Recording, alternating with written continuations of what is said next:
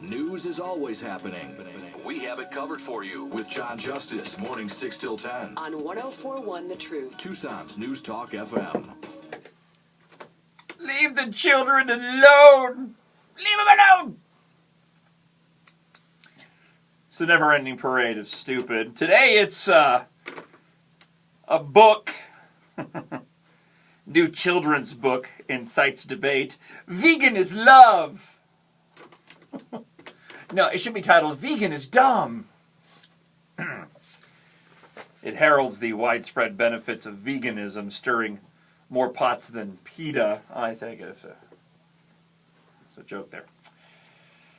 The author-illustrator, Ruby Ross' intent in writing Vegan is Love was to judge a little bit. She's got colorful illustrations of smog-covered land, sad animals in cages and zoos. The book calls on children to start protecting animals in the environment and starving kids in Africa through a plant-based diet. She doesn't dance around the idea that she believes eating meat will destroy the earth and everyone we love soon. A heady concept for kids for sure. John Bagnulo, got a PhD and an MPH and a GTO, teaches nutrition, says kids can be very healthy as vegans, but it's important to remember it's not as simple as just eat plants. Beyond the nutrition, they ask about the politics. How and how much should we tell our children about eating choices we've made for our families and ourselves?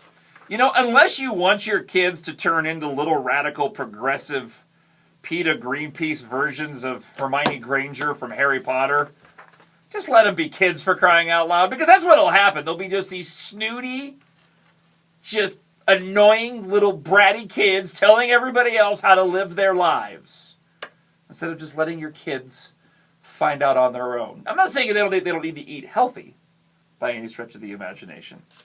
But at the same time, the problem is, that's what happens to these kids. You know who I'm talking about. Everybody knows who these kids are. They're the ones that read and get good grades. No, but they're those ones that are really, really annoying. The little tiny elitist, snobby versions of their parents. In a press release, Roth is unwavering in her message. It's high time we engage youth in topics previously reserved for adults. Democracy, supply and demand, and engaging ourselves in the public realm, she says. After all, she points out, fast food companies don't think your kids are too young to be marketed to. That's true. And now I want to go out and get a Taco Bell burrito.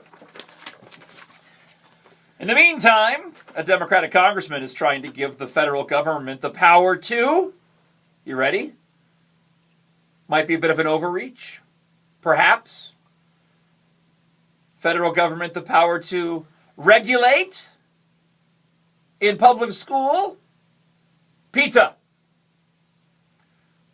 Look, only if that regulation means that the kids get the same quality pizza that you get from Costco. If that's the case, I'm fine with it.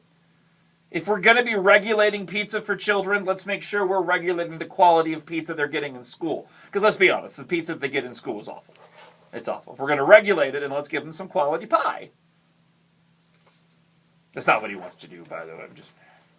The legislation proposed by Representative Jared Polis, Democrat and idiot out of Colorado, I added that other part, would end pizza being counted as a vegetable in school lunches. Well, that is silly.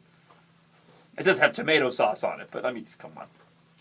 And allow the government to set nutritional standards. Polis said Congress and fast food lobbyists were able to nix similar agricultural department plans this year. Frozen pizza manufacturers are still able to have their product counted as a vegetable. Excuse me. The sneeze. There you go. How's that? Thank you very much. And we got it on film.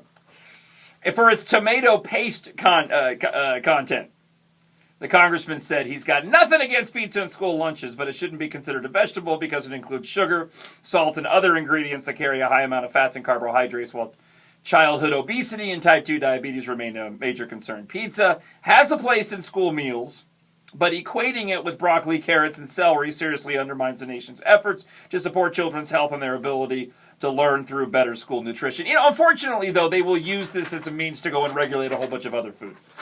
I'm not saying that pizza should be counted as a vegetable. Let's not be dumb about this. But at the same time, do you really need the government to step in and continue regulating this? I do not. Coming up, your hotel food is getting healthier. Have we learned nothing from the restaurants? We just had a story the other day. They were talking about how restaurants have got their healthy menus, little heart conscious. The only good that's come out of this, by the way, is it's given artists the ability to come up with different ways to show through their little icons what are healthy food items and what isn't. You see them on the menus all the time, and every restaurant has a different one. But restaurants have found out that they put the little whatever, the little heart icon, heart healthy, on the menu. And guess what? People don't eat them. Because when people go to Applebee's, they're not going to Applebee's going, man, I can't wait to get me some fruits and veggies and eat healthy. No! They're going for the chips. Right? They're going for the spinach cheese dip. That's right, the bloomin' onions and the chicken wings. And now I'm really hungry for Applebee's. It's a John Justice Show on 104.1 The Truth, Tucson's News Talk FM. It's 9:30 on Tucson.